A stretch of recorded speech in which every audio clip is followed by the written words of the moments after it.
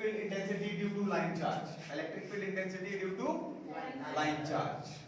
ये एप्लीकेशन है किसकी? गॉस लॉ, ठीक है। गॉस लॉ की एप्लीकेशन है, 3 एप्लीकेशन है टोटल। पहली है उसमें electric field intensity due to line charge, ठीक है। अब देखो सबसे पहले हमें इसमें समझना क्या जरूरी है कि लाइन चार्ज क्या है, ठीक है। लाइन चार्ज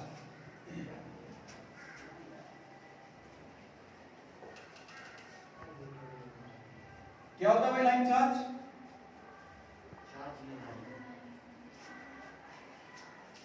जब किसी चार्ज को किसी एक स्ट्रेट कंडक्टर के ऊपर डिस्ट्रीब्यूट किया होता है, ठीक है, यूनिफॉर्मली डिस्ट्रीब्यूट किया होता है, उसे हम बोलते हैं line charge distribution. Is that clear? या फिर उसे सिंपली बोला जाता है लाइन चार्ज, ठीक है। या फिर सिंपली कह सकते हो लाइन चार्ज क्या है कि एक थिन रॉड, ठीक है, एक थिन रॉड जिसके ऊपर हमने चार्ज घेरा हुआ है, ठीक है, और जिसकी चार्ज डेंसिटी कितनी है? लैम्डा, ठीक है, linear charge density. Line charge है तो कौन सी डेंसिटी आएगी हमारे पास? Linear charge. बोलो भाई, लीनियर चार्ज डेंसिटी। किससे रिप्रेजेंट करते हैं इसको?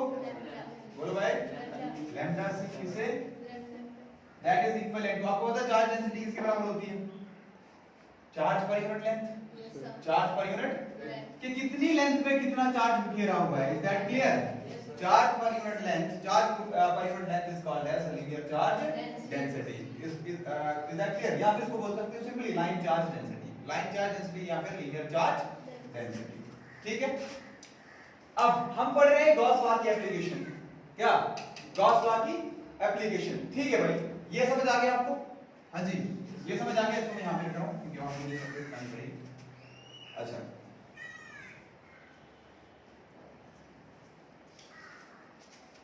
ये तो मैंने बता दिया। देखो ये वाला पॉइंट मैंने आपको बता दिया कि एक हमारे पास लाइन है, ठीक है, ये हमारे पास एक लाइन है, इसके ऊपर चार्ज बिखरा हुआ कुछ इस तरह से। Is that clear?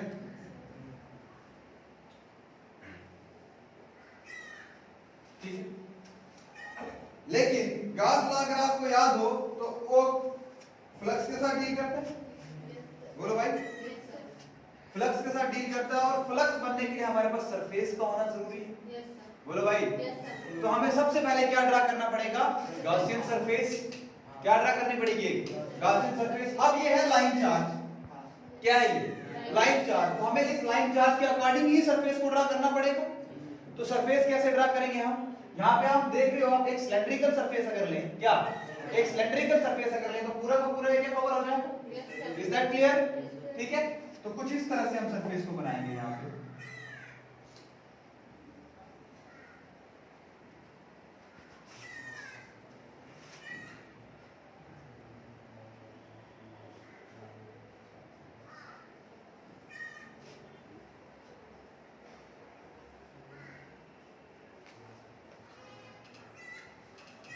ठीक है, बोलो भाई, ये हमने गॉसियन सरफेस ड्रा कर दी यहाँ पे cylindrical shape. Is that clear? ये पूरी की पूरी एंटायर लेंथ इसकी कवर हो गई। ठीक है, लेट अस सपोज ये पॉइंट P है एक, यहाँ पे पॉइंट P है यहाँ पे, जहां पे हमें क्या कैलकुलेट करनी है? Electric field intensity. Any problem? यहाँ पे हमने क्या कैलकुलेट करनी है? ये पॉइंट P है, यहाँ पे हमने क्या कैलकुलेट करनी है? Electric field intensity. Is that clear? तो यहाँ पे हमें क्या कैलकुलेट करनी है? Electric field intensity. ठीक है, अब ये है चार्ज, ठीक है, इस पॉइंट पे हमने इलेक्ट्रिक फील्ड इंटेंसिटी करनी है कैलकुलेट। तो direction of electric field will be upward. Very good. हर एक एंड पे इलेक्ट्रिक फील्ड की डायरेक्शन क्या होगी? अपवर्ड। बोलो भाई। Yes sir. ठीक है, this is the direction of electric field intensity. Electric field. Is that clear? यहां पे देखना, हम सबसे पहले हमारे पास देखो ये जो गॉसियन सरफेस है, ये 3 कंपोनेंट्स में डिवाइड होगी। 3 कंपोनेंट्स में सिलेंड्रिकल कंपोनेंट है, देखो सिलेंडर है एक, सब इमेजिन कर पा रहे हो? ये है ये, ठीक है, एक ये सरफेस, एक ये सरफेस और एक ये कर्व्ड सरफेस। बोलो भाई, एक ये सरफेस, एक ये और एक ये curved surface. Is that clear? देखो क्या मैं इसको लिख सकता हूं यहाँ पे S1 इसको S2 और इसको S3. Is that clear? Is that clear? Yes, sir. This surface, ये वाली surface is directed in this direction. हाँ जी. Yes, sir. This surface is directed in this direction. और ये आपको दिख रही है, ये कुछ इस तरह से है. बोलो भाई, इस तरफ से. तो मतलब जिस तरफ इलेक्ट्रिक फील्ड उसी तरफ ये भी. जिस तरफ इलेक्ट्रिक फील्ड उसी तरफ ये भी. ठीक है. तो मैं इसकी डायरेक्शन दे सकता हूँ इस तरफ. ठीक है. S2 component. ठीक है. अब मैंने लगाना क्या है इसके अंदर? Gauss law. क्या? Gauss law. क्योंकि हम एप्लीकेशन ही किसकी पढ़ रहे हैं? गॉस लॉ की. ठीक है. तो क्या लगाना पड़ेगा?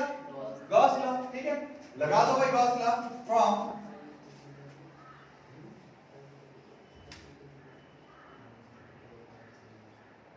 Gauss law. गॉस लॉ क्या कहता है भाई हमारे पास?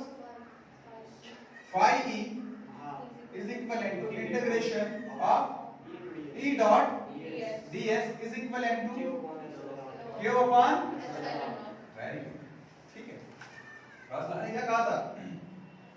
The total flux over the entire surface, closed surface, is equivalent to 1 upon epsilon naught times the total charge contained inside the surface. क्या ये 1 upon epsilon naught times q नहीं है? 1 upon epsilon naught into q करोगे तो q upon epsilon naught ही आएगा ना. ठीक है. तो लगा दिया यहाँ पे गॉस लॉ हमने. लेकिन but from figure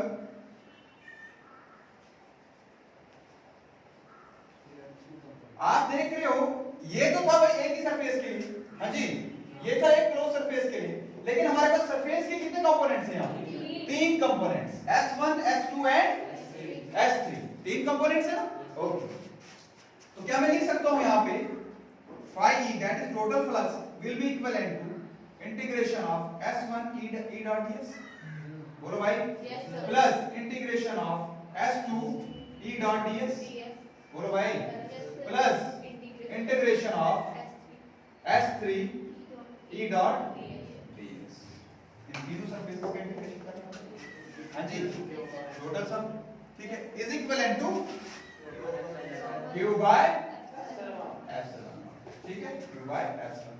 Any problem till here? No, sir. Okay.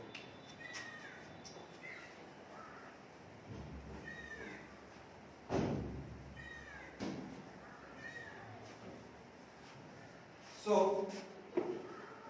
अब यहाँ पे इंटरेस्टिंग चीज है. देखो I can write it integration of E dot ds. phi तो पता है फ्लक्स से निकाल रहे हैं. फ्लक्स की वैल्यू है ना आगे. ठीक है.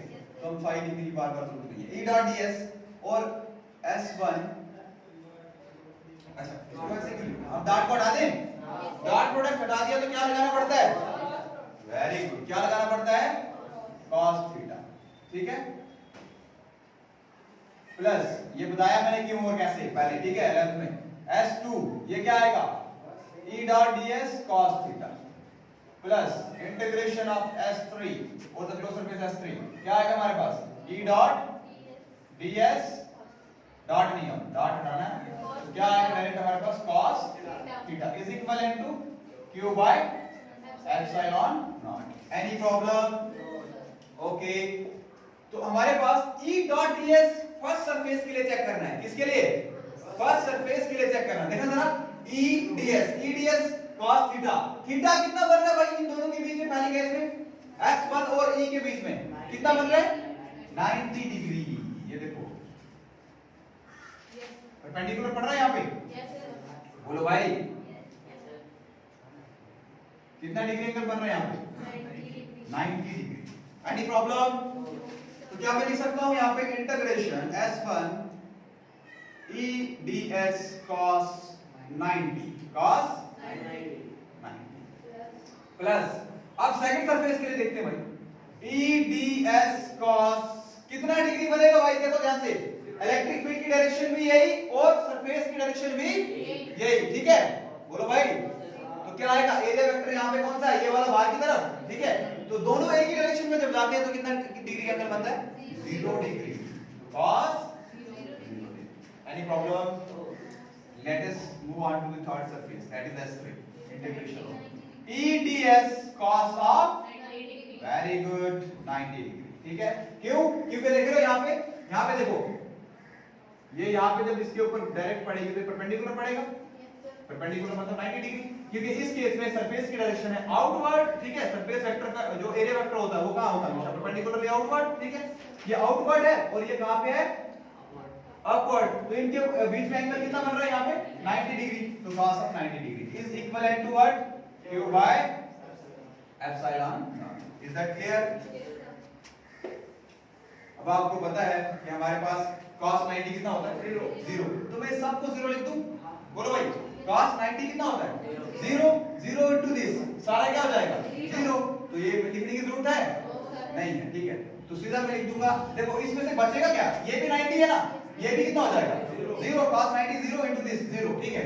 लेकिन cos 0 कितना होता है 1 के बराबर, किसके बराबर 1 के बराबर, तो ये बचेगा ना 1 इनटू eds कितना आएगा हमारे पास, ये सरफेस कौन सी दी है, ये 2 है ना, ये 3 है, ठीक है। अच्छा ये बचेगा सिर्फ, ये तो हो जाएगा 0 प्लस ये आएगा हमारे पास integration of e dot eds सीधा, क्योंकि cos 0 कितना होता है 1 इनटू eds कितना होगा eds, ठीक है eds, ओके ओके। अच्छा हाँ जी plus 0 is equal to q by epsilon naught. Any problem? This simply is equivalent to eds is equivalent to q by epsilon, ठीक है। अब देखना E है, E इलेक्ट्रिक फील्ड कौन सी है, यूनिफॉर्म, भाई देखो चार्ज यूनिफॉर्मली डिस्ट्रीब्यूटेड है ना, चार्ज क्या है यूनिफॉर्मली डिस्ट्रीब्यूटेड है, तो E will come out of the integration, ठीक है। E कहाँ आएगा इंटीग्रेशन से बाहर, अंदर क्या बचेगा ds, आगे क्या बचा हमारे पास q अपॉन एप्सिलॉन नॉट, ठीक है। अब ds क्या है हमारे पास, देखो भाई ये ds मान लो ये वाला हिस्सा लिया था हमने, ठीक है, स्मॉल सरफेस, ठीक है, इस वाले हिस्से का that is ds area vector, ठीक है, क्लियर, ठीक है। एरिया एलिमेंट, ठीक है, सरफेस का लिया है तो एरिया एलिमेंट, लेंथ का लेंगे तो length element, is that clear. ये सरफेस का लिया हुआ है इतना सा हिस्सा, this is area element, is that clear. तो एरिया एलिमेंट यहां पे हमारे पास ds है। जब हम इस एरिया एलिमेंट को पूरा इंटीग्रेट करेंगे तो ये पूरा इस, देखो किस सरफेस के ऊपर हो रही है, ये ध्यान रखना, किस सरफेस के ऊपर, एवरीबॉडी S2 सरफेस के ऊपर, यहां देखना ध्यान से, S2 सरफेस, S2 कौन सी सरफेस है सिलेंडर की, कर्व सरफेस, ठीक है, हाँ जी सिलेंडर की क्या है ये कर्व सरफेस है S2, देखो ना ये S2 यहां से यहां तक ये कर्व है ना सरफेस, ये इस तरह से सिलेंडर की कर्व सरफेस, ये वाली सेंटर वाली, is that clear, curve surface. तो curve surface area of cylinder किसके बराबर 2 पाई r है, किसके बराबर 2 पाई r है। जब मैं इसको इंटीग्रेट करूंगा तो मुझे पूरे सरफेस का एरिया मिलेगा, तो पूरे सरफेस का एरिया क्या होगा हमारे पास, curve surface area that is 2 pi r है। तो इसकी जगह मैं डायरेक्ट क्या लिख दूंगा e into 2 pi, very good, rl, हां जी ठीक है, is equivalent to q by epsilon naught. मुझे निकालना क्या था, इलेक्ट्रिक फील्ड इंटेंसिटी, बोलो भाई मुझे निकालना क्या था, तो मैं इसको आप इजीली कैलकुलेट कर सकता हूं, कैसे, e इस साइड रखूंगा, बाकी सारी चीजें उस साइड भेज दूंगा, 2 पाई, अच्छा 2 पाई तो डिवाइड में चला जाएगा ना, ठीक है, इधर मल्टीप्लाई में इसके, इस साइड पहले से क्या है q बाय एप्सिलॉन नॉट, यही है, इस साइड पहले से ये 2 पाई rl, ये 2 पाई rl जो है उस साइड चला जाएगा, तो किस में जाएगा डिवाइड में, किस में जाएगा डिवाइड में, 2 पाई rl। एनी प्रॉब्लम, बोलो भाई, okay. This e will be equivalent to, देखो इसको मैं कलेक्टिवली ऐसे लिख सकता हूं ना, q अपॉन 2 पाई rl epsilon. Any problem? Okay.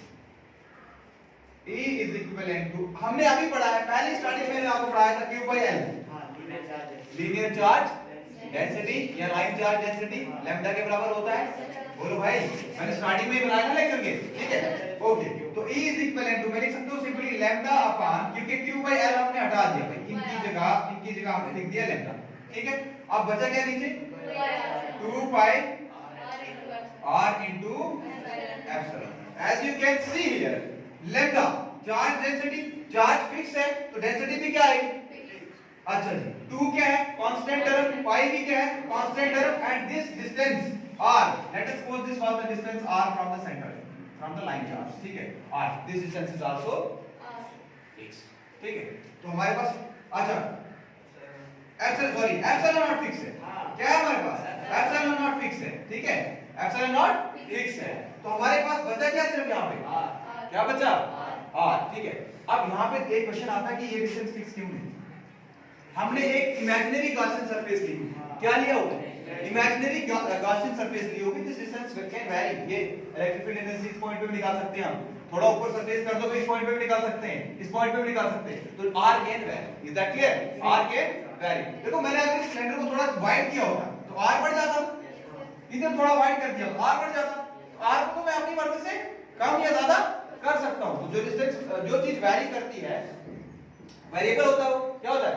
Variable. क्या मैं लिख सकता हूं? E is inversely proportional to 1 by r। Everybody, E is inversely proportional to 1 by r। क्यों? क्योंकि ये बाकी सारे क्या थे? कांस्टेंट। कांस्टेंट के साथ क्या लगा हुआ है?